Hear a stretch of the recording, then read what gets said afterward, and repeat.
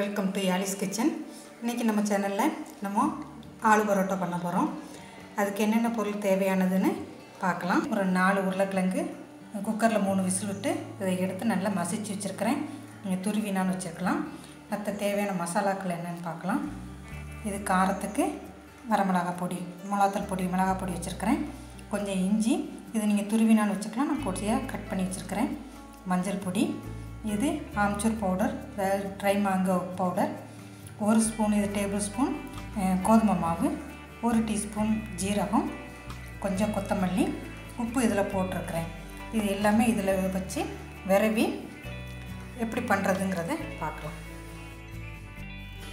இது இப்போ ஒரு 1.5 கப் அளவுக்கு கோதுமை மாவு எடுத்துருக்கிறேன்.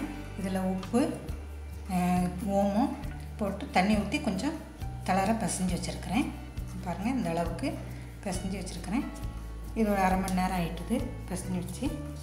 இப்போ இதுக்கு ஸ்டஃபிங்க்கு என்னென்ன தேவைன்னு பார்த்தோம். எல்லாத்தையும் போட்டு நல்லா கலந்துடலாம்.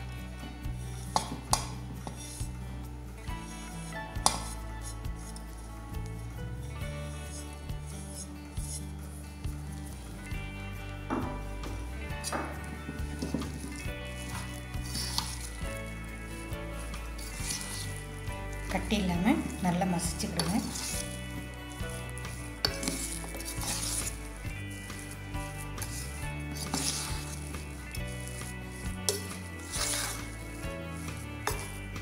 உப்பு ஏற்கனவே போட்டுட்டேன்.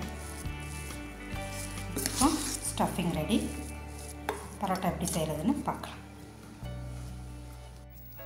அளவுக்கு வச்சுடுங்க.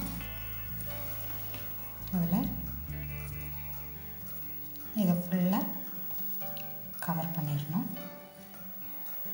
ரொம்ப அதிகமாக இருந்ததுன்னா மாவு கொஞ்சம் எடுத்துடலாம்.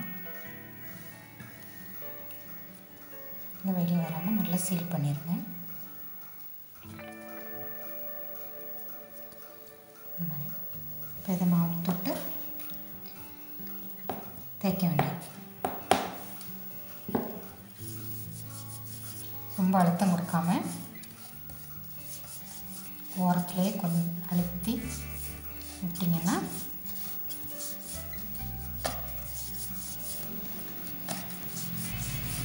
மசாலா வெளியே வராது.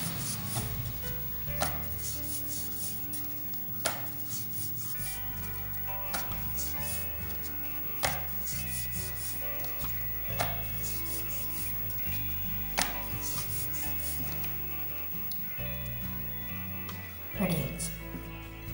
கல் காமிச்சு இப்போ போட்டு எடுத்துக்கலாம்.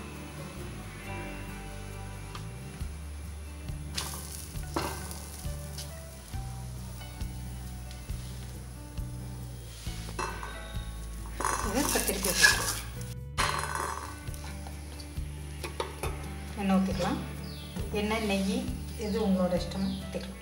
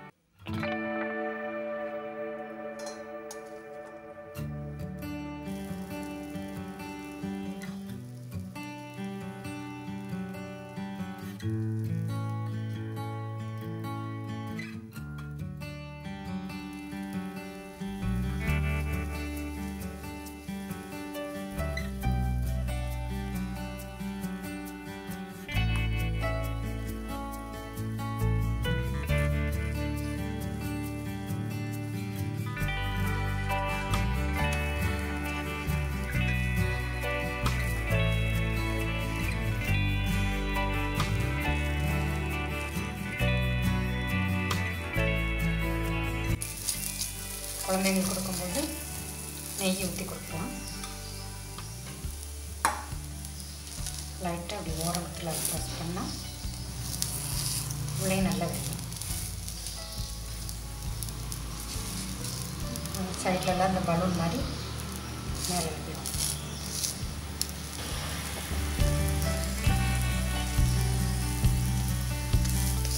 ரெடி ஆயிடுச்சுங்க.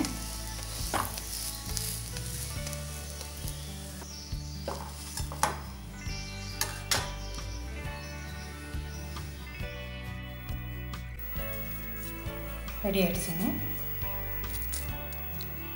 வெண்ணெய்.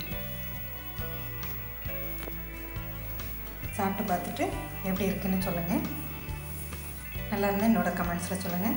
லைக் பண்ணுங்கள், ஷேர் பண்ணுங்கள். மீண்டும் இன்னொரு நல்ல ரெசிபியில் உங்களை சந்திக்கிறேன். அது வரைக்கும் நன்றி, வணக்கம்.